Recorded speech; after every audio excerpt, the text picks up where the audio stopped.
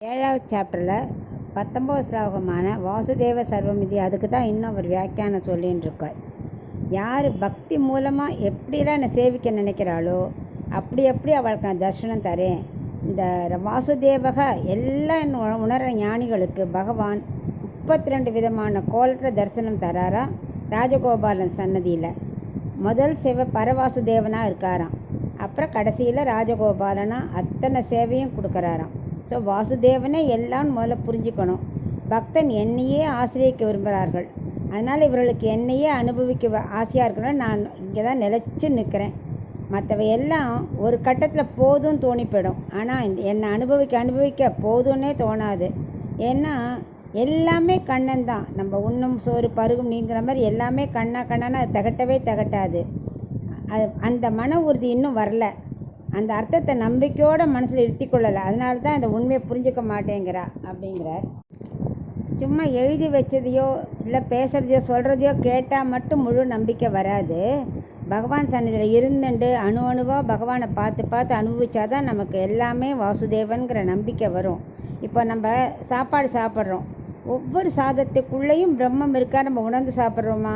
இல்லை, நம்ம மாட்டுக்கு ஏதோ சாப்பிட்றோம். அதனால் அப்படி பண்ணக்கூடாது, அன்னத்தை துவேஷிக்கக்கூடாது.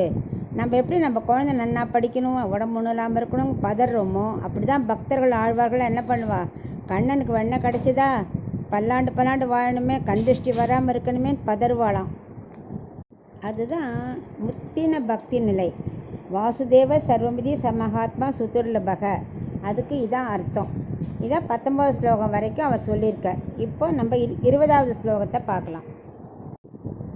காமைஸ்தைஸ்தைர்ஹ்ருதஜ்ஞானா பிரபத்யந்தே அன்ய தேவதாஹ தம் தம் நியமமாஸ்தாய பிரகிருத்யா நியதா ஸ்வயாஹ.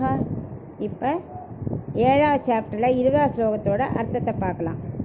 யார் யாரோ சொத்து குழந்தை ஆரோக்கியமுடன் ஒவ்வொரு தெய்வத்தையே தேடி ஓடுறாளே, அது ஏன் அப்படின்னு அர்ஜுனன் சந்தேகத்தை கலப்புறான் கண்ணன்ட்ட. அதுக்கு அவர் சொல்கிறார், வாசுதேவனே சர்வம், மற்ற தெய்வம்லாம் தோழான்னு இருந்து அவள் ஏன் போகிறான்னா, அது அனாதிகால வாசனையால் கண்ட தெய்வத்தை தேடி ஓடுறா. உலக சுகத்திலேயே அவளுக்கு இன்னும் இன்ப நாட்டம் இருந்துருக்கு. அதனால் அவளால் அந்த வாசனையை விட்டு கிளம்பி வர முடியல. என்னை தொழணும் தெரியறது, ஆனால் அதுக்குள்ளே அந்த மனசு இருக்கு இல்லையா, அந்த உலக சுக வாசனையில் இழுத்து விட்டு என்னை முழுசாக அடைய முடியாமல் அவள் மனசை திருப்பி விட்டுறது, வேறு திசையில் திருப்பி விட்டுறது. இதையே கண்ணனிடத்தில் கேட்காம மற்ற தெய்வங்களான இந்திரன் வர்ணனை தேடி போகிறாளே, அதுக்கு மேலே என்கிட்ட கேட்கக்கூடாது, அதே அவள் விரும்பட்டும், எங்கிட்ட கேட்கலாமே, ஏன் தெய்வத்தை தேடி போடுறா, அவளுக்கு நான் தான் அந்தராமியாக இருந்து கொடுக்குறேன், அது புரிஞ்சிக்க மாட்டேங்கிறா அப்படிங்கிறார் கண்ணன்.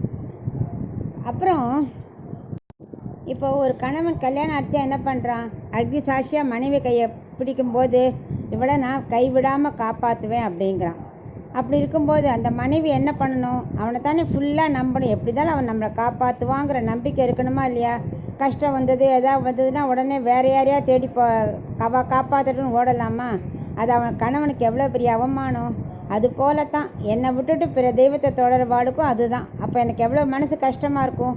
நான் என்றைக்காவது ஒரு நாள் அவள் வருவான்னு தான் நான் காத்துன்ருக்கேன். அதை என்றைக்கு அவள் புரிஞ்சுக்கிறான்னு நான் காத்துன்ருக்கேன்னு கண்ணன் இந்த ஸ்லோகத்தில் சொல்கிறேன்.